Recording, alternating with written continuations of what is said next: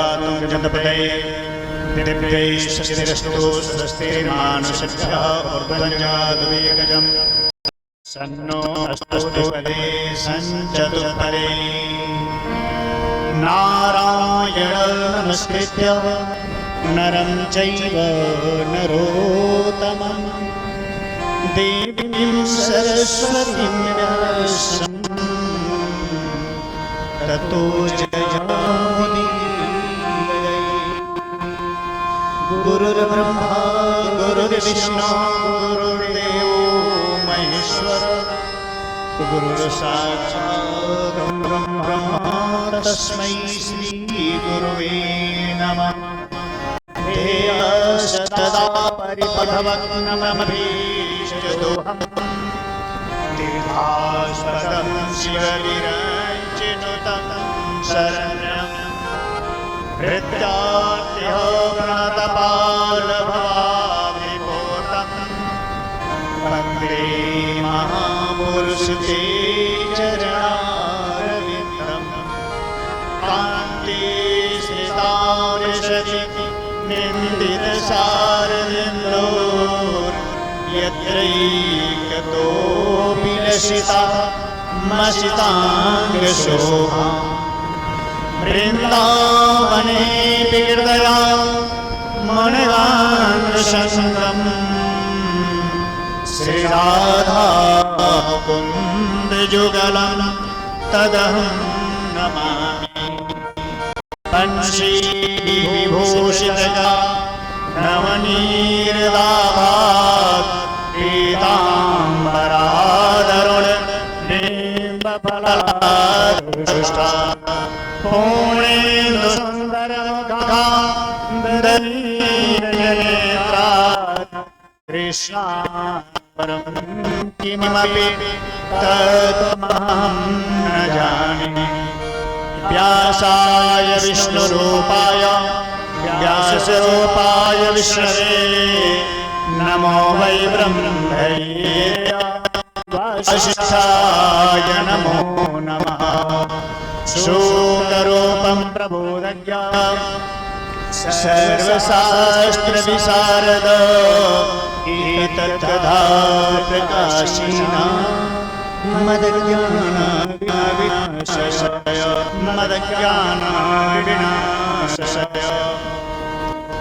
परम मंगलमय रात पर भगवान जगदीश्वर के जुगल चरणों में प्रणाम। सभी श्रोता भगवान जगदीश्वर के जुगल चरणों में प्रणाम। माता जी भगवान जगदीश्वर के जुगल चरणों में प्रणाम करते हुए सभी भक्तवृंदों के हृदय में विराजे ठाकुर जी के चरणों में प्रणाम करते हुए आइए ये हमारे दुल्लभपुर ग्राम का परम सौभाग्य, ये हमारा तीसरा वर्ष है और मैं पिछली बार भी बताया था, 2 साल से बताते आ रहा हूँ और आगे मैं बताऊंगा कि भागवत क्या है। पिछली बार भी बताया था कि भागवत का कोई लेखक नहीं है, कोई राइटर नहीं है।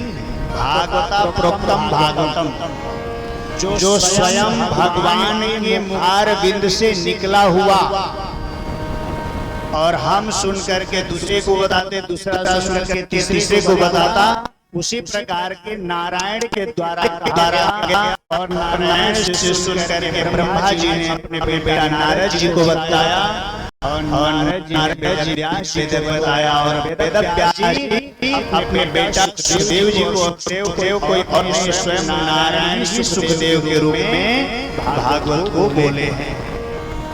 तो भागवत क्या है? भगवान के सबसे बड़ा क्या है? भगवान के भक्त को ही भागवत करते हैं। ये जितने यहाँ पे श्रोता बंधु ये जुटे हैं सब भागवत, भगवान के भक्त को ही भागवत करते हैं। भगवान के कहे हुए शब्द को भागवत करते हैं और भगवान की निवास को भागवत करते हैं। मैं बताया था कि इतना बड़ा पुस्तक दान करके रख दिया गया, इसको ऐसे न समझना जो आरती दिखा रहे हो, पूजन करो, तो ये स्वयं साक्षात श्रीमद् भागवतम प्रथम विष्णु वही, तो जिसमें स्वयं भगवान का निवास है वो भागवत करते हैं। भगवान के भक्त को भागवत, भगवान के कहे हुए शब्द को भागवत, और भगवान का जहाँ निवास है, जिसमें निवास है, उसको भागवत कहते हैं। भगवान के ये घर सब जो भगवान स्वयं इसमें वास करते हैं। तो ये इसी भाग कहने का मेरा तात्पर्य है कि इसी भागवत में लिखा है कि महापतित से पतित, क्योंकि पिछली बार आप लोगों को मैं बताया था कि 5 प्रकार के पाप होते हैं और 5 महापाप होते हैं। तो 5 पाप तो सभी लोग करते हैं जितने बैठे, या मैं हूँ या जितने सब श्रोता बंधु भक्तवृंद, जितने संत महात्मा ऋषि मुनि जो हैं, सबसे 5 पाप प्रतिदिन होता है। आप लोग शायद भूल गए होंगे, उसी को मैं दोहराने के लिए आया हूँ, फिर दोहराऊंगा, बताऊंगा। तो 5 पाप और 5 महापाप। तो 5 पाप तो सभी करते हैं, लेकिन जो 5 महापाप करने वाला भी व्यक्ति को जीवन में 3 बार यदि लगातार भागवत सुनने को मिल जाए, तो चाहे पतित से पतित, महापापी से पापी भी हो, तो परम धाम को, वैकुंठ धाम को जाने में लेस मात्र भी, जैसे आज हम सब यहाँ पहुंचे तो कुछ जजमान लोग बोले कि सुबह में मौसम गड़बड़ा गया, गुरुजी लगा कि व्यवधान आएगा, बोले कि देखो जहाँ ठाकुर जी पधारे और वहाँ पे इंद्र दर्शन करने के लिए ना आई, हो सकता है क्या? लेकिन चाहे वो आंधी आए, चाहे तूफान आए, ये जान लो कि भागवत सुनने वाला व्यक्ति भाति सर्वेषु लोकेषु गीते नाराधि,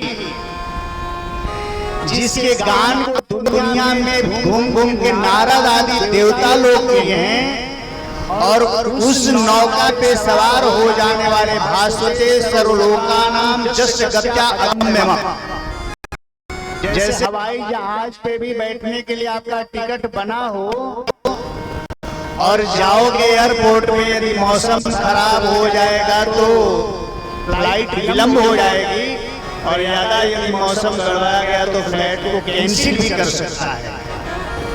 लेकिन ये ऐसी फ्लाइट है कि भास्वते सर्वलोकानां जस्य गत्या अगम्यम, चाहे आंधी आए, चाहे तूफान आए, इसकी गति को कोई रोकने वाला नहीं है।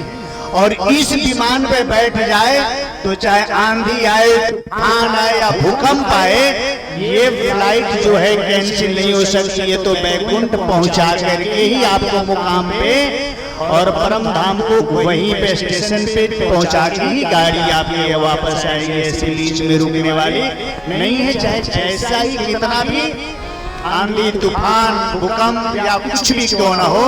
तो कहने का तात्पर्य है कि हमारे दुल्हपुर ग्राम के अति परम सौभाग्य और मां जगदम्बा के गोद में बैठ कर के ये 3रा वर्ष, 1 वर्ष तो मैंने वहां दुर्गा जी के यहाँ किया और 2 साल यहाँ किया, तो 3 साल। क्योंकि इस बार कमेटी का इच्छा रहा कि गुरुजी देवी भागवत, लेकिन मेरे पास मैं गया 2-3 दिन में पूछते रहा कि बैनर के लिए मेरे पास मैटर के लिए कोई फोन नहीं आया, क्योंकि देवी भागवत होगा तो फिर तो सब बदल जाएगा। अब एक ही कार्ड पे, एक ही निमंत्रण पे हम चलेगा नहीं। दुर्गा जी के पास भी एक ही, क्योंकि दुर्गा जी मणिद्वीप पे रहती हैं, जिनकी कथा सुन रहे हो ये वैकुंठ में रहते हैं, तो सारा चिट्ठी का एक ही एड्रेस तो रहेगा नहीं, एड्रेस तो बदला जाएगा, तभी तो चिट्ठी पहुंचेगी। तो ये चिट्ठी तो लिखा गई, लेकिन चिट्ठी एड्रेस के लिए तो मेरे पास आया नहीं, इसलिए मैंने पूछा कि क्या हुआ, देवी भागवत सुनने तब तक ठाकुर जी बोले कैसे कैसे होगा। अरे 3 साल पहले मेरे को बुला करके दुल्हपुर का समस्त प्राणी का रोम रोम का जो पाप हो समस्त खंडित कर दो, मेरे धाम में आने का दरवाजा खुल गया है। तो नर वहां पे जहां नारायणी है वहां पे नारायण है, ये तो दोनों एक ही हैं। लेकिन ऐसा नहीं सोचना है, आप लोग समय दोगे तो मैं भागवत भी सुनाऊंगा और साथ में देवी भागवत भी सुनाऊंगा। लेकिन भागवत सुनाने का मतलब ये है कि कम से कम आप लोगों का 3 साल का ये संकल्प, ये भगवती की असीम कृपा, नारायण का आप लोगों के ऊपर प्रभु की असीम कृपा है कि ये 3 साल भागवत में लिखा है कि महापतित से पतित व्यक्ति भी यदि भागवत को सुन लेता है तो इधर उधर संसार में नहीं भटकना है, स्वर्ग नहीं जाना है, नरक तो दूर दूर दूर तक नहीं देखना, सीधे वैकुंठ धाम को जाता है। इसलिए सभी श्रोता बंधु कमेटी के भी मन में ठाकुर जी प्रवेश किए कि पहले 3 साल मेरी कथा सुन लो, उसके बाद तो सैकड़ों साल से उन्हीं की धर्म पत्नी है, मैं इनकी व्याख्या करूंगा, देवी भागवत भी सुनाऊंगा। बस आप लोगों को तो पता ही है कि मेरी कथा में हम कोई और दक्षिणा नहीं, लेकिन कमर मजबूत करके घर से रोटी बेल करके समय रूपी दक्षिणा लेकर के जरूर आना होगा। तो यदि आप लोग नहीं घबराओगे तो देवी भागवत भी सुनाऊंगा, भागवत भी सुनाऊंगा, और साथ साथ में ठाकुर जी क्या क्या सुनवाएंगे उनकी लीला। तो कहने का तात्पर्य है कि ये परम सौभाग्य और इस भूमि की और ये जगदम्बा की गोद में हम लोगों का ये 3रा वर्ष पूर्ण होने को जा रहा है। हम लोग प्रारंभ कर चुके हैं। तो आइए, सर्वप्रथम मैंने पिछली बार भी बताया था कि 9 प्रकार की भक्ति होती है। तो सर्वप्रथम पहली भक्ति श्रवण भक्ति, जिसको सुनने के लिए आप लोग एकत्रित हुए हो, लेकिन सुनना या पढ़ना या पूजा या पाठ या मंत्र या जप या तप स्वाध्याय तभी सफल होता है। तन पवित्र सेवा की, धन पवित्र कर दान, मन पवित्र हरि भजन सो, होत त्रिविध कल्याण। हमारी शरीर की शुद्धि कैसी होती है? बुजुर्गों के असहायों के सेवा में जितने शरीर को लगाओगे उतनी शरीर की शुद्धि होती है। और धन पवित्र कर दान, धन की 3 गति होती है।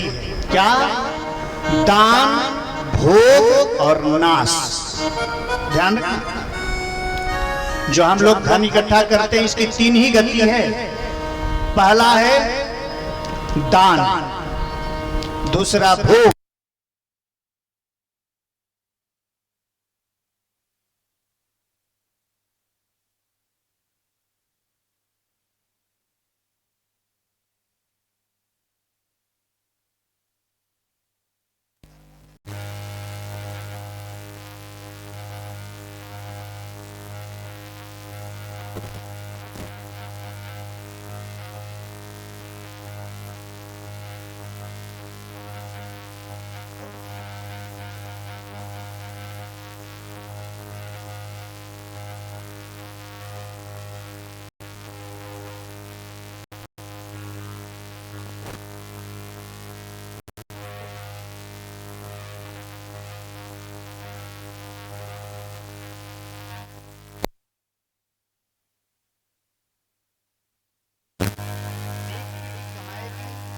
और दूसरी पीढ़ी क्या करती है? बैठ करके खाती है, और तीसरी पीढ़ी उसको बर्बाद करती है।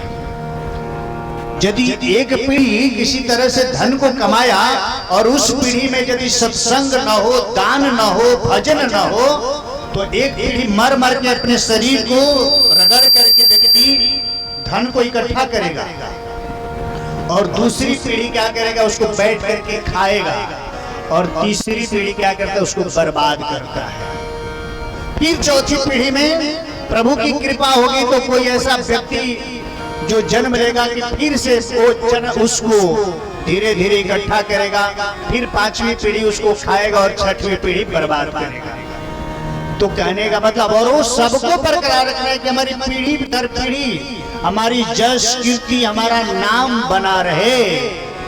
तो इस नाम को आपको इकट्ठा करना पड़ेगा। बाकी तो कितना भी धन इकट्ठा कर लो, कबीरा सब जग निर्धना, धनवंता नहीं कोई, धनवंता सोई जानिए, जाको राम नाम धन हो। कितना भी धन इकट्ठा कर लो, और यदि ये धन नहीं है तो सारा धन बेकार है। तो आइए, मैंने पिछली बार बताया था कि कोई भी पूजा पाठ करने के लिए बैठो तो आप घर में भी बैठे हो तो शाम की आरती करके और तुरंत आरती रखो और आरती लेकर के चलते नहीं बनो। कम से कम 2 मिनट भी शांति से मन में कीर्तन करना चाहिए, भजन करना चाहिए भगवान के सामने। घर में फोटो ही हो, मूर्ति ही हो, तो कम से कम 2 मिनट वहाँ पे बैठ करके भजन करो। और कीर्तन का मतलब ही क्या होता है, मैंने पिछली बार बताया था कि कीर मतलब तोता और तन मतलब शरीर। ये तोते रूपी शरीर को शुद्धि कैसे होगी? भजन के माध्यम से। तो आइए 2 शब्दों में नाम संकीर्तन करते हुए तब हम सब आगे के प्रसंग में प्रवेश करेंगे। श्री राधे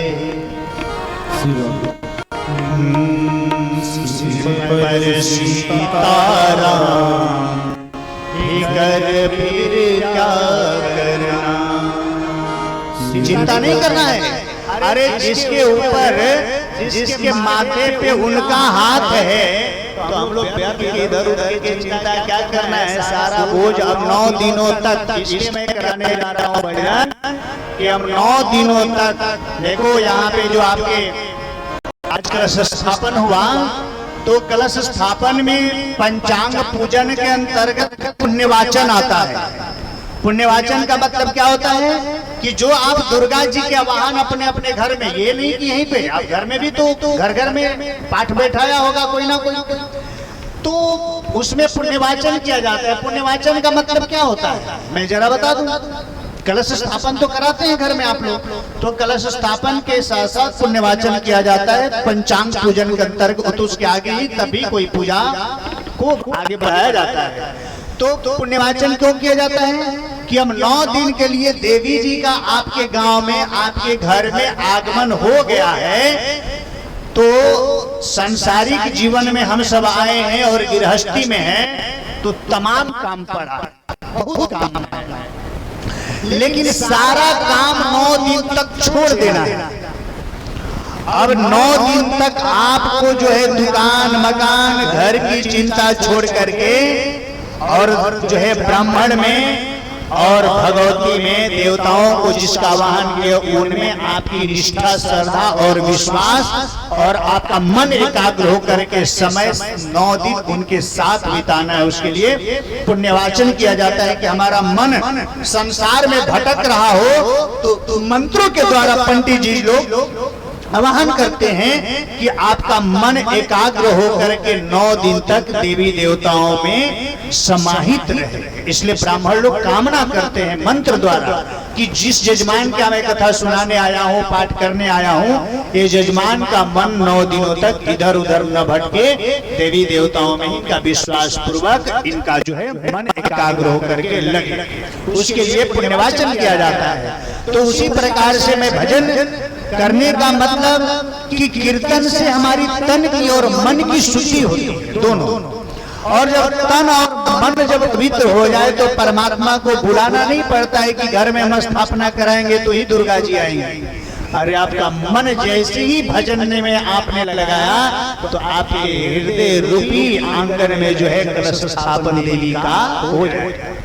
इसलिए तन पवित्र सेवा की, धन पवित्र करदान, मन पवित्र हरि भजन सो भूत त्रिविध कल्याण। तो जब इनका हमारे हाथों सिर पे जिसका हाथ हो जाए तो फिर हम सबको व्यर्थ की चिंता क्या करना है। तो सारी चिंता को छोड़ करके 9 दिन तक अब चिंतन में लग जाना है। चिंता क्या है?